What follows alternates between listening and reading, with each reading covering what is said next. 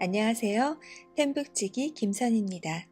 오늘은 하나님 나라의 제자 하나제 귀로 읽기 네 번째 시간을 가져보려고 합니다. 오늘 부활주일인데요. 부활의 기쁨 달걀과 함께 누리고 계신가요? 저는 지금 딱 1시간의 짬이 주어졌습니다. 아침에 예배드리고 아이들은 아빠와 집으로 가고요. 그리고 저는 교회에서 칸타타 준비를 하다가 저녁 예배 전까지 리허설 전까지 딱 1시간의 틈이 남았는데요. 이 조용한 시간에 저는 이때다 하고 하나제를 녹음합니다. 네. 기뻐요. 부활주일이잖아요. 하나님 나라의 제자, 예수님께서 승천하시기 전에 우리에게 주신 지상명령, 그것이 바로 우리가 갈 수 있는 제자도의 길인데요. 그 제자도의 길을 새로운 틀로 보여주는 하나님 나라의 제자를 읽게 되어서 너무 기쁩니다. 자, 오늘은 51페이지죠. 말씀에 대한 추가적인 언급.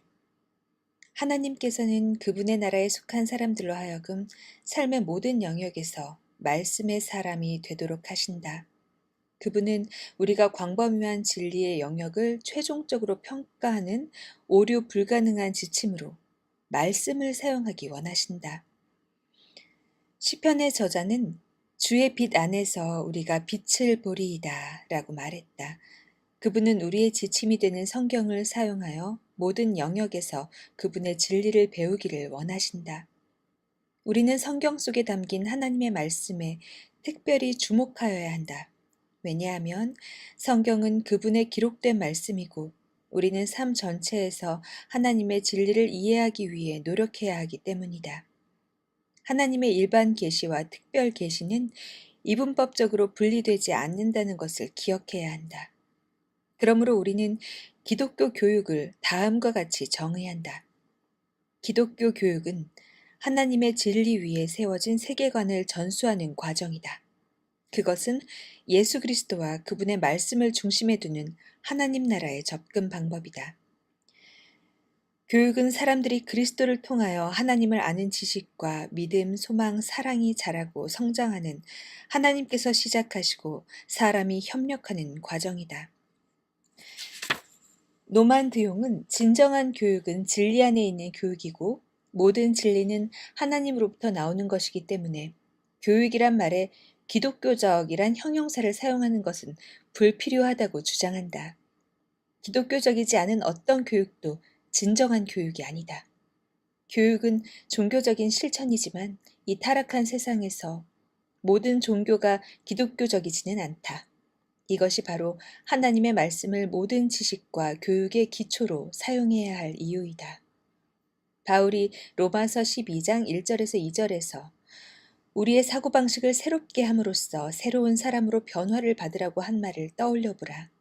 애석하게도 만약 통계가 맞다면 우리의 제자 삼는 모델은 사람들을 영적으로 더 민감하게 만들 수는 있을지 모르나 그들은 사고방식이나 생활방식을 바꾸지는 않는다.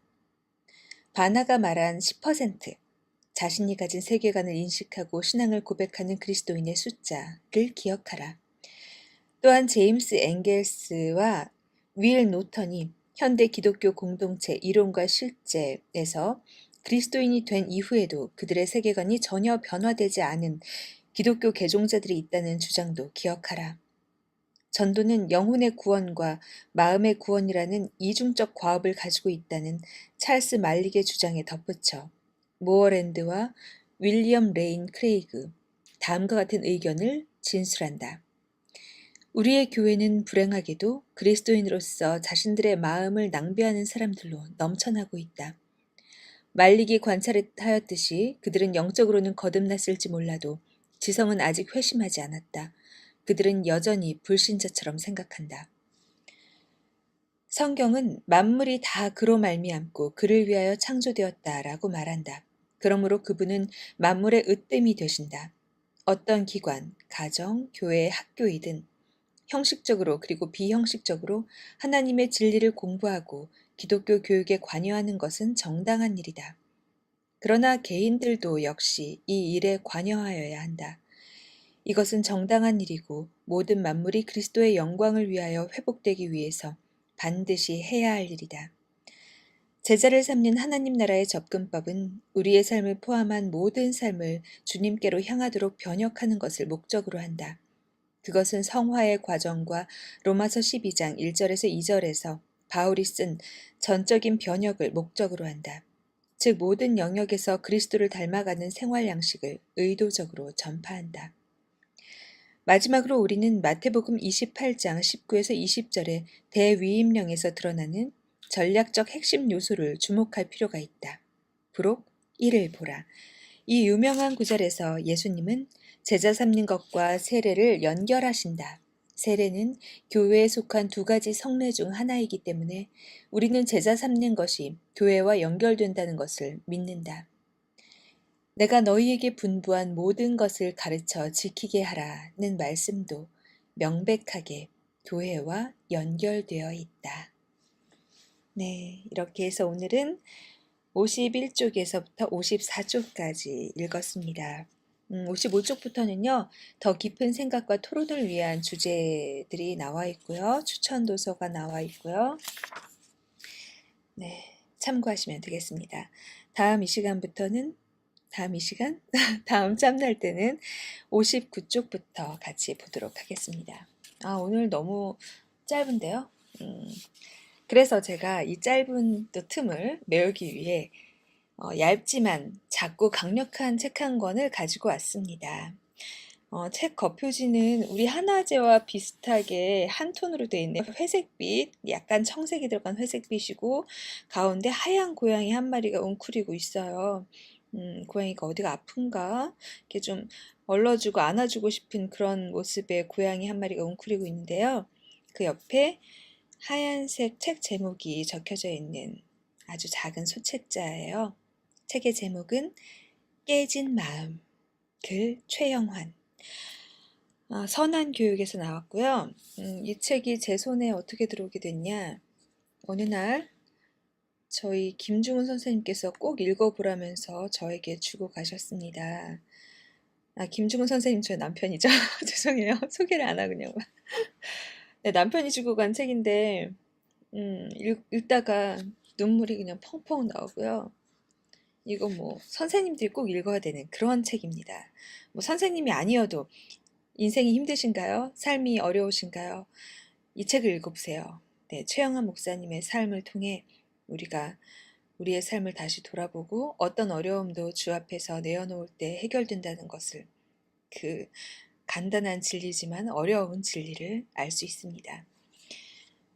책을 소개하기 전에 이 책을 후루룩 넘겨봤더니 내용만 보느라고 잘 못 봤는데 앞에 추천사에 제가 아는 분이 추천을 하셨네요. 네. 이름만 아는 분은 강보형 목사님. 네, 우리 교사선교회 초기에 설립하셨던 선생님들을 양육해 주셨다는 전설의 목사님, 강보형 목사님 성함이 적혀 있고요. 두 번째 넘겼더니 너무나 익숙한 이름, 좋은교사운동 공동대표 김정태 대표님의 추천사가 또 있네요. 네. 강보영 목사님의 추천사는요.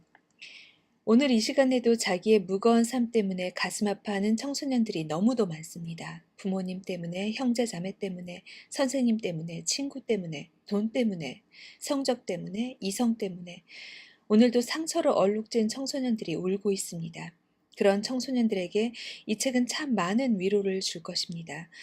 눈물나게 처절한 청소년 시기를 보낸 저자의 삶을 통해서 하나님께서 상처받은 한 영혼을 어떻게 빚어가시는지를 볼 수 있습니다. 지금도 고통당하는 청소년들이 이 책을 읽고 상처가 되살아나 책을 집어던지기도 하고 동질감의 위로도 받으며 희망의 노래를 함께 부르는 모습을 보고 싶습니다. 네, 울산 행복한교회 담임 목사, 현대자동차 기독신후회 지도 목사, 선교통일 한국협의회 공동대표이시고 사단법인 선한교육의 지도 목사님이신 강보영 목사님의 추천사였고요. 김정태 좋은교사운동 공동대표님의 추천사는 너무 긴 관계로 생략할까 하다가 중간에 교사라면 누구나 동의할 말 문제 아이는 없고 오직 문제 부모가 있을 뿐 요즘 교사들이 가장 힘들어하는 것은 수업도 아니고 소위 잡무라고 하는 학교 업무도 아니다. 학생 생활 지도이다. 삶이 고통이고 고단한 부모 밑에 사는 어린이와 청소년들은 부모의 고통을 온몸으로 느끼며 살아간다. 그렇게 고통 속에 살아가는 아이들이 학교에 오면 그대로 교사에게 전이되고 그 교사들은 아파하는 아이들과 하루 종일 부대끼며 살기에 온 학교와 사회가 이렇게 마음이 깨어진 아이들과 씨름하며 살아간다. 네. 깨진 마음을 읽으며 나는 저자의 깨진 삶의 틈 사이를 가득 채우시는 하나님의 은혜를 느꼈다. 그리고 이 책이 10대들에게 은혜요, 복음의 메시지가 될 것이라 믿는다. 아멘. 네, 저도 이 책을 다 읽었는데요. 김정태 공동대표님과 같은 추천을 하고 싶습니다. 자, 그리고 이 책을 지으신 최영한 목사님의 서문을 읽어드릴게요. 우리는 우리가 원하지 않는 상처와 아픔으로 고통스러워한다. 친구들 앞에서 우리의 겉모습은 웃고 있지만 웃음의 가면 뒤에 숨겨진 우리는 울고 있다. 끝없는 터널을 지나가는 것과 같이 앞이 보이지 않는 미래는 삶에 대한 무거운 짐과 공포로 다가온다. 이런 고통 속에 내몰린 우리의 청소년들은 삶을 포기하기에 이른다. 나 또한 10대의 삶을 무덤의 관 속에 들어가 있는 듯한 시간을 보냈다.